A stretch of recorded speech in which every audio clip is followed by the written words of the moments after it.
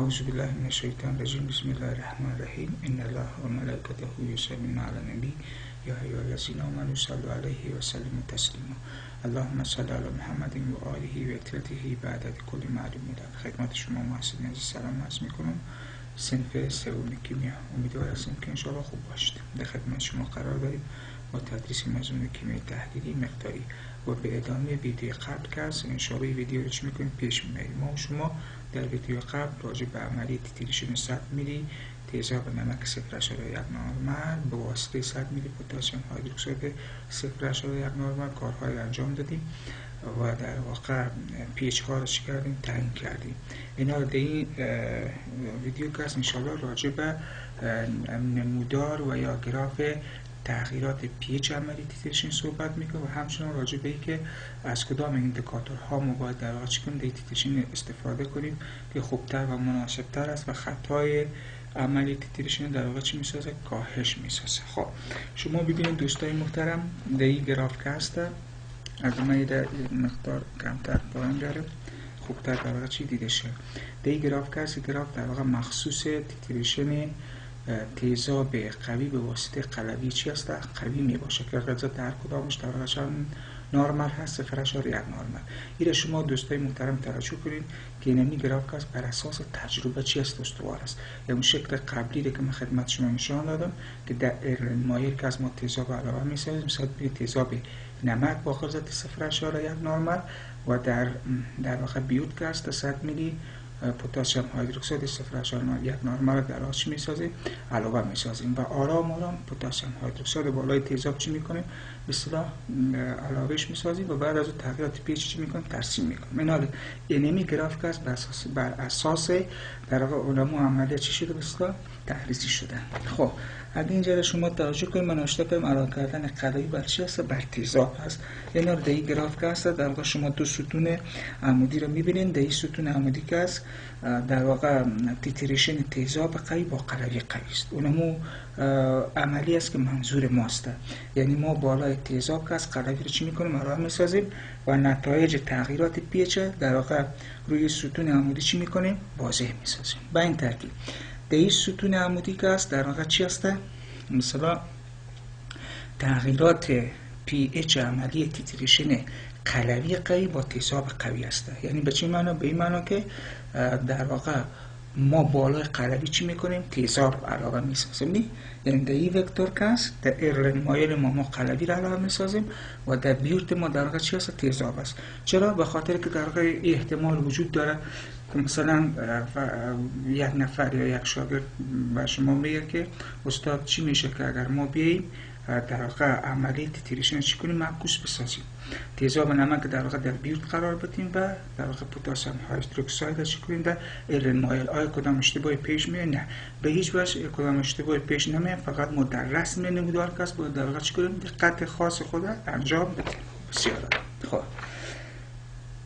اینا رو دوستای محترم در این قسمت هم که هست اگر شما ببینید یک خط در واقع چی هست افقی است. در این انتها که هست 10% نوشته شده و در اینجا در واقع چند است 0% است و در اینجا در واقع چند است 10% است. خب اینمی 10% منظورش در واقع چی است؟ 10% در واقع تیزاب آزاد هست. یعنی ما اولی ما خدمت شما بیان کردیم وقتی که میخوایم عملیه تیتریشن انجام بدیم البته برای 100 میلی تیزاب برای 100 میلی تیزاب که هست در واقع باید نقطه ابتدای گراف و نقطه انتهای گراف در واقع چی کنیم تعیین کنیم که نقطه در واقع ابتدا و انتهای گراف ما دوستای محترم از 10% تیزاب آزاد و 10% در واقع چی بود؟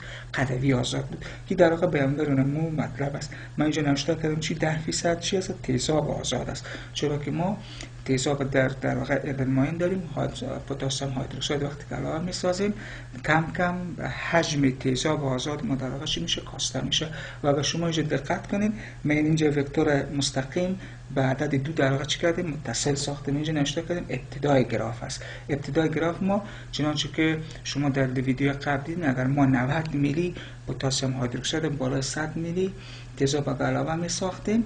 در اون صورت 10 میلی تیزاب ما چی میمان؟ 10 میلی حجم تیزاب ما آزاد. و اگر پی اچ محاسبه میکردیم، پی اچ ما در واقع چی میشد؟ عدد 2 میشد.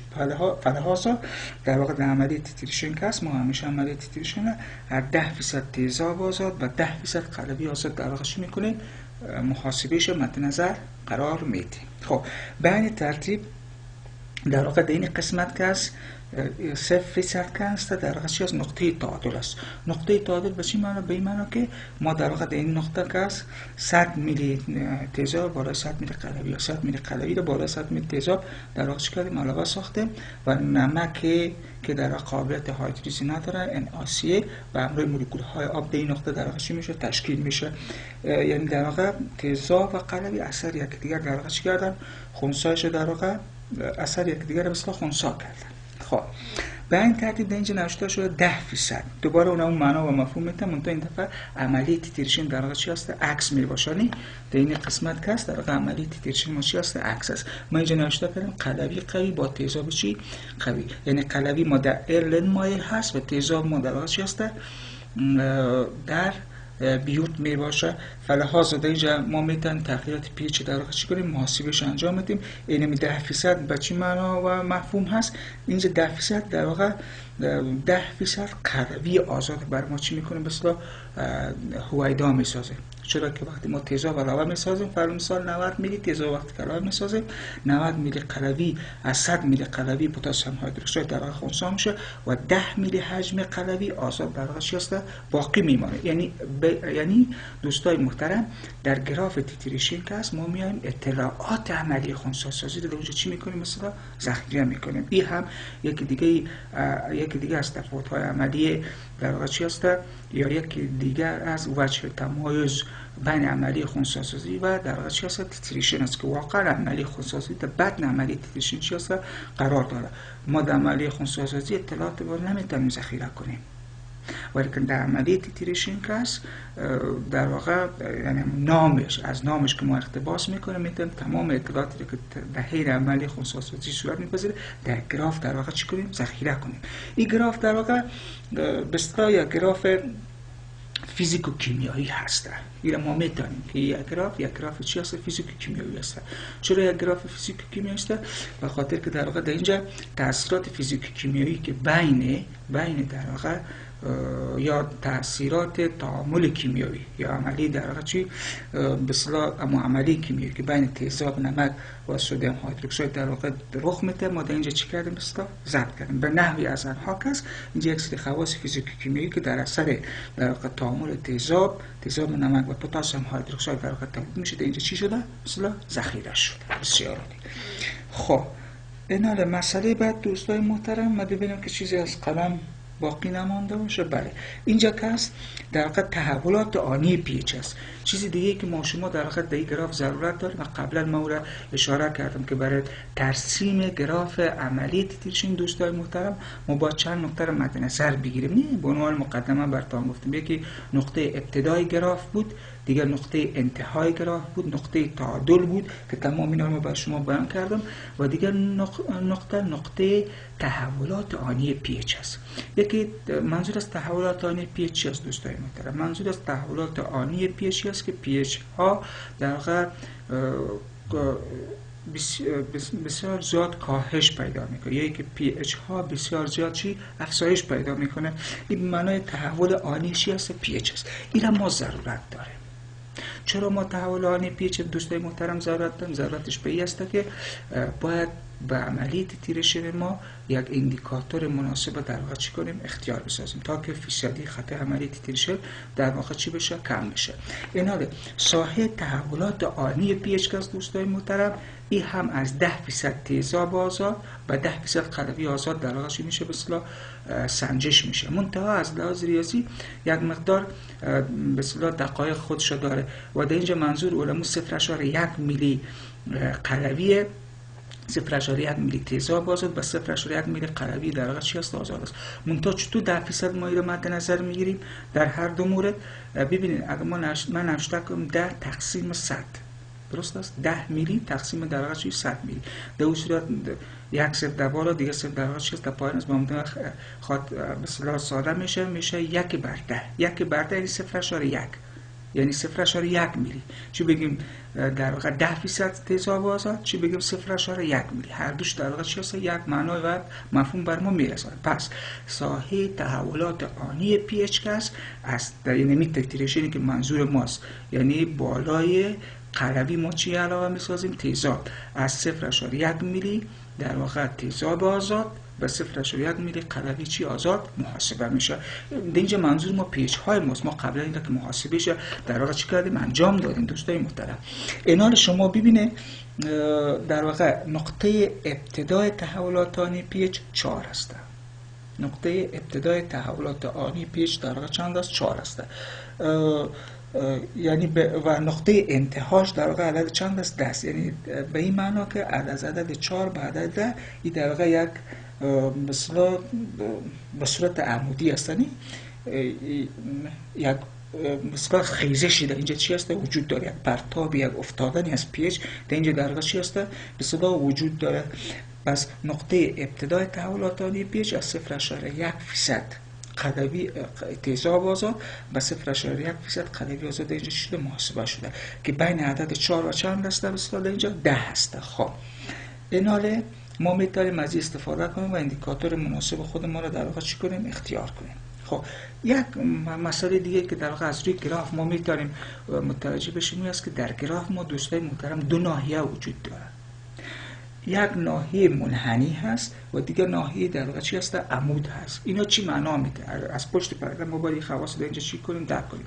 ناحیه که ناحیه افقی است در اینجا تحولات آنی پیش وجود نداره و که در واقع مربوط به این ساحه است و مربوط چیست به این ساحه می باشه. در اینجا تحولات آنی پیچ وجود نداره و ما نمیتونیم گسترده و پیچ اندیکاتور در این دو ساحه چی کنیم مطالعهش انجام بدیم. ولیکن در واقع دینی خط مستقیم که است، خط عمودی که است، مستقیم از 4 به 10 که است، اینجا تحولات آنی چیه؟ پی اچ در واقع وجود داره و ما میتونیم در واقع از این ساحه استفاده کنیم و گسترده پیچ اندیکاتور مطابق با گسترده پی اچ تحولات آنی تیتریشن در واقع چی کنیم مقایسهش انجام بدیم. یعنی در واقع این یک معیار است، یک معیار است برای ما که بیان میکنه که ما از کدام اندیکاتور در واقع چی کنیم استفاده کنیم. خب الان اینجا یک رمز دیگه هم در واقع وجود داره. ما چطور اندیکاتور ما رو با تحولات آنی پیچ در واقع چی کنیم تطبیقش بدیم، چگونه این کار انجام بدیم، یا به عبارت دیگه چطور ما اندیکاتور مناسب در اینجا چی کنیم مثلا تعیینش کنیم. ببینید اندیکاتور ما قبلا خوندیم، یعنی معادل اساسی در تئوری اندیکاتورها رو وقتی که ما مطالعه کردیم از اینجا دوستای محترم این نتیجه را به دست آوردیم که او چی بود؟ او ساحه گسترده این ساحه به اصطلاح گسترده پی اچ اندیکاتور بود. خب اینا رو اگر چنانچه ساحه گسترده پی اچ اندیکاتور که در واقع هم چند مرز داشت، چند حد داشت، 2 حد داشت، یک حد تیزابی دیگه حد در واقع چی داشت قلوی و یک مرکزیت هم در واقع چی داره، ما او رو میگیریم در واقع میایم در قالب قرار میدیم. در صورتی که در واقع اونم حد تیزابی و حد قلوی اندیکاتور بیاید درست در مابین قرار بگیره، او اندیکاتور یک اندیکاتور در واقع چی است مناسب می باشه.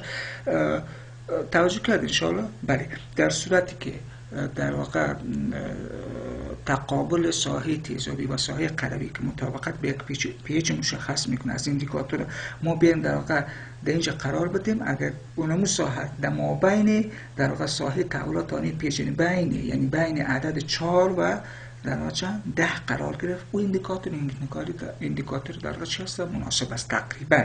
چرا؟ به خاطر که در واقع میتونه رنگ در نقطه تعادل و یا فراتر از نقطه تعادل در واقع بر ما چی کنه تعیین کنه. اگر رنگ در نقطه تعادل به اصطلاح اندیکاتور رنگ در نقطه تعادل بر ما تعیین کنه، او یک تیتریشن بدون خطا است که کمتر در واقع پیش میاد و اگر در واقع از نقطه تعادل به اصطلاح پایین‌تر بیان نزدیک 9 و 10 شد در صورت ما یک اندازه خطا در اندیکاتور خطا در عملیه تیتریشن در واقع چی است می داشته باشیم. خب من در اینجا دوستای محترم در واقع یک صفحه دیگه براتون ترتیب کردیم که راجع به چی هست؟ اندیکاتور هاست. یعنی ما باید در اینجا واضح بسازیم که از کدام اندیکاتور ما چی میکنیم بسیار استفاده میکنیم. خب همونطور که در واقع در صفحه قبل خدمت شما بیان کردیم، اینال ما میم سنجش های خودمون رو چی میکنیم؟ انجام میدیم. خود تحولات آنی پیچ ما داریم، نه یک معیار شد. تحولات آنی پیچ چند است؟ بین عدد از 4 تا به چند است؟ 10 است. فلحاظ ما اندیکاتورهای را انتخاب میکنیم که ساحه تحول اندیکاتور یا گسترده تعامل و یا در واقع تقابل بین دو مرز اسیدی و قلوی اندیکاتور بین عدد چند باشه؟ پیچ هاشون بین پیچ های 4 و چند به اصطلاح 10 باشه. خب در قدم اول اگر ما بیایم در واقع از لتمس استفاده کنیم، لتمس ما قبلا به دست آوردیم که ساحه گسترده پیچش در واقع چند است؟ 5 الی 7 است. خب شما ببینید در اینجا 4 الی چند داریم؟ 4 الی 10.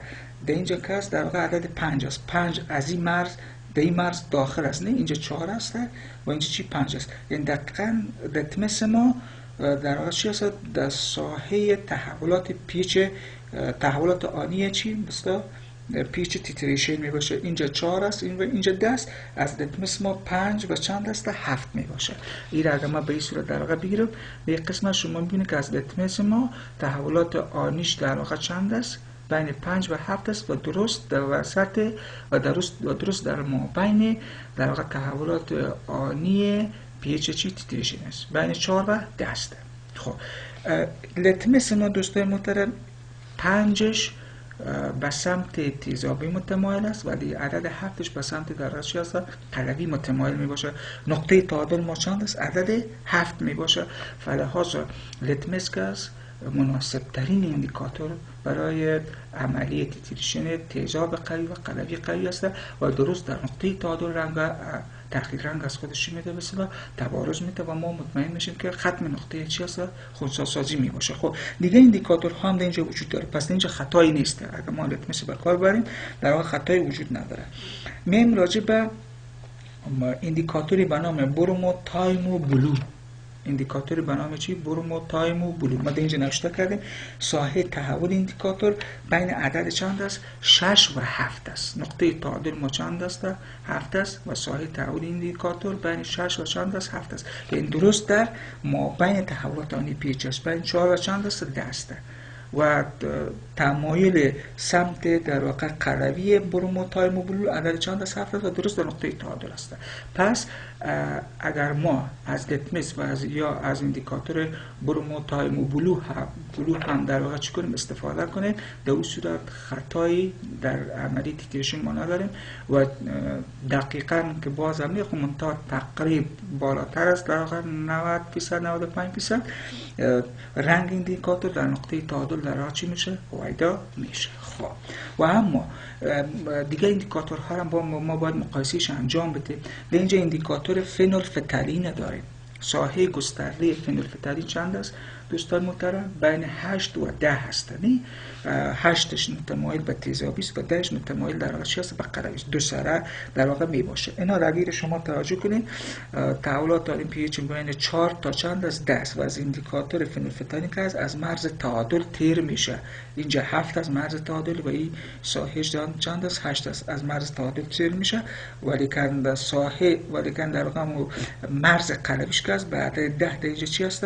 به اصطلاح 1 می باشه. خب اینال پی اچ دی ما در تحولات آنی پی اچ چه وقت حاصل میشه؟ وقتی حاصل میشه که شما 0.1 میلی قلوی اضافه بر تیزاب چی کنید؟ علاوه بسازید و در اون حالت که پی اچ در واقع چند میشه؟ 10 میشه. خب ما چرا باید 0.1 میلی قلوی زیادت علاوه بسازیم؟ چرا نباید در واقع 100 میلی قلوی علاوه بسازیم تا که در واقع به نقطه خنثی‌سازی رو چی کنه؟ برای ما بده. خب منتها در اینجا کس این روالش هست دوستای محترم که تحولات آنی پی اچ مثل اندیکاتور فنولفتالین که است در اینجا چی اندازه؟ عدد 10 و این در واقع زمانی است که ما 0.1 میلی اضافه قلوی چی کردیم؟ علاوه ساختیم. یعنی از نقطه تعادل چی شدیم؟ ما عبور کردیم. پس در اینجا ما نتیجه میگیریم که فنولفتالین که هست نه که ما نتانیم استفاده کنیم از او در عملیه تیتریشن استفاده کردن میتونیم، خب منتها نقطه تعادل دورتر برای ما نشان میده، مثل یک عینک میمونه. توجه که نقطه تعادل بر ما چی میکنه؟ دورتر نشون میده. چقدر دورتر؟ به اندازه 0.1 میلی اضافه قلوی بر ما چی میکنه؟ ایره دور نشان میده. و یا اینا در خود وقتی که دور نشان داد، در اینجا خطا وجود داره. چند فیصد خطا وجود داره؟ 10% خطای اندیکاتوری. چطور 10% خطای اندیکاتوری؟ 0.1 میلی موره. در واقع اگر ما 10 بر 100 بگیریم، دو صفرش از بالا پایین با هم دیگه خط میشه یک چی برده، یا 10 به طاقت چی میشه؟ منفی 1 میلی می باشه. فلحاظا اگر ما بیام از اندیکاتور فنولفتالین در واقع استفاده کنیم، 10% خطای اندیکاتوری داریم. ثابت تعادل دورتر برای ما نشان میده. به این ترتیب دوستای محترم، اگر ما بیام از متایل اورنج استفاده کنیم، ساحه تحول گسترده pH متایل اورنج چند است؟ 3 الی 4 می باشه. خب 4 چه زمانی در واقع pH 4 چه زمانی در عملیه تیتریشن هویدا است؟ pH 4 زمانی در واقع در عملیه تیتریشن هویدا می باشه که ما 99.9 میلی قلوی را بالای تیزاب علاوه ساختیم و 0.1 میلی تیزاب آزاد ما داریم. اگر ما بیم از متایل اورنج استفاده کنیم، در اون صورت برای ما رنگش تبارز پیدا میکنه. منتها رنگش چه وقت تبارز پیدا میکنه؟ در pH 4. و این چه موقع است؟ این موقع است که ما 0.1 میلی قلوی را هنوز اضافه نکردیم، یعنی قبل از نقطه تعادل. چی؟ یعنی که قبل از نقطه تعادل متایل اورنج برای ما چی میکنه؟ نشان میده. در اینجا هم 10% خطا است. 10% خطا به چی معنا؟ به این معنا که 0.1 میلی هنوز در واقع تیزاب ما باقی مانده، خنثی نشده. فلحاظا اینم به ما اساس 0.1 میلی ما مساوی چند است؟ 10 بر 100 هست، یا 10% در واقع چی می باشه. فلحاظا در اینجا 10% خطا توسط اندیکاتور متایل اورنج، 10% خطا توسط اندیکاتور فنولفتالین. اندیکاتور فنولفتالین نقطه تعادل دورتر نشان بر ما میده. متایل اورنج در واقع نقطه تعادل چی میکنه؟ زودتر بر ما نشان میده. هر دو خطا دارن، ولیکن لتمس و در واقع برم و تایم و بلوک است، دو اندیکاتور مناسب در عملیه تیتریشن تیزاب قوی و چی می باشه؟ قلوی قوی می باشه. خب دوستان محترم، امیدوار هستم که خسته نشده باشید. برای ما دعا کنید که انشاءالله مسائل مشکلاتی که در کامپیوتر است، حساب در واقع خود کردن ویدیو است، اینا یه سری کارهای در واقع مشکل است، تا که ما از این مشکلات چه کنیم انشاءالله بر بیاییم. امیدوار هستم که در مراحل زندگیتان موفق و مؤید باشید. منتظر ویدیوهای بعد انشاءالله باشید. مسائلش که در لکچر نوت هست انشاءالله حل کنید. من در گوگل کلاس روم هم که از اونجا یک سری مسائل در واقع علاوه ساختم و علاوه‌تاً کتاب چارلز مونتیمر برین بخار دیگه کیمیاهای او میره، مسائل که مربوط به عملیه تیتریشن است رو مطالعه کنید. در واقع بخش جواباتم در اونجا وجود داره. اگر احیانا به کدام مسئله برخورد کردن که نتونستم، در خدمتتم انشاءالله. برای ویدیوهای بعدی که است یک دو مثال از کتاب چارلز مونتیمر من انتخاب کرده. خب این مثالی که من به این روش براتون توضیح دادم، تبیینش کردم. خب از استادان خودمون ما یاد گرفته بودیم، یک سیستم علایده بود. سعی میکنیم در ویدیوهای بعدی که است انشاءالله از کتاب چارلز مونتیمر کتاب ها در واقع مثال های عینی رشی کنیم، برداشت کنیم و این را به زبان فارسی که در واقع ایرانی او را چی کردم واضح ساختم به او زبان و از یک طریق دیگر می را حل کنیم تا که خوب عملیه تیتریشن حل مسائلش نحوی به دستوری پیچ و شما چی بشه واضح و معلوم بشه. السلام علیکم و رحمت الله و برکاته.